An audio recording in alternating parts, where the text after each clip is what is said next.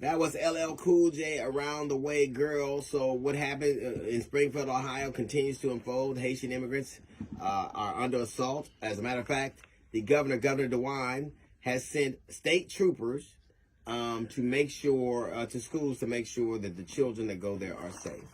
I remind you that these rumors were started by the Republican nominee for president, Donald Trump, and his vice president, and perpetuated by Ted Cruz, who is running for the for the Senate of Texas.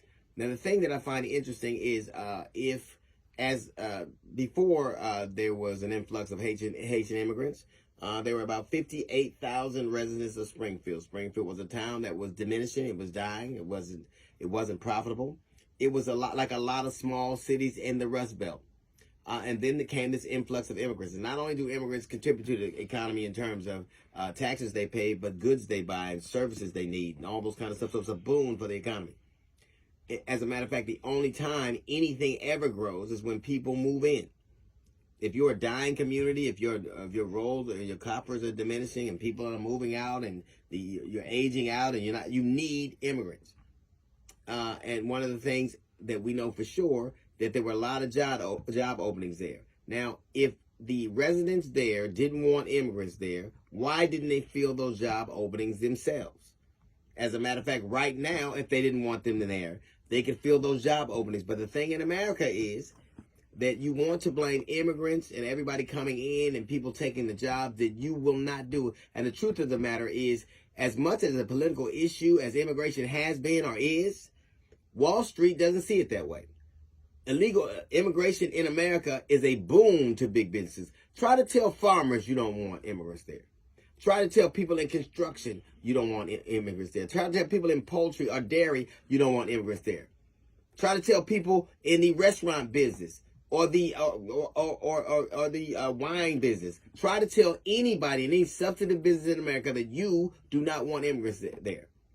You know why they're here? They're here to work. That's why they issue work visas. And the thing about America is that we have poor brown people to do our physical labor and poor brown people to do our intellectual labor. Because there are jobs, like I said, that you can't do and jobs that you won't do.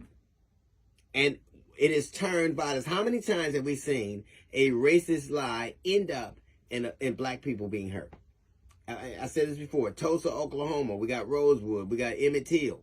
And now a racist lie that everybody has disproven now forces a governor to send state troopers so that children can go to school. What does that remind you of? The threats to children. What does that remind you of? Doesn't it remind you of the 60s when churches were bombed and kids were terrorized and rocks were thrown at people? And people think that was so long ago. Ruby Bridges is still a relatively young woman. This is what has always happened.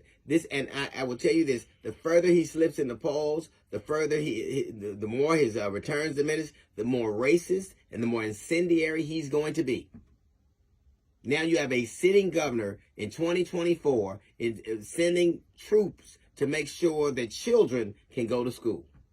And you got to remember, these people who are making these threats now were descendants of people who threw rocks at kids and terrorized kids.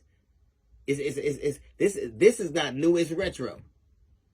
Threatening children, a governor sending troops to make sure that children can go safely back and forth to school. Springfield, meet the 60s.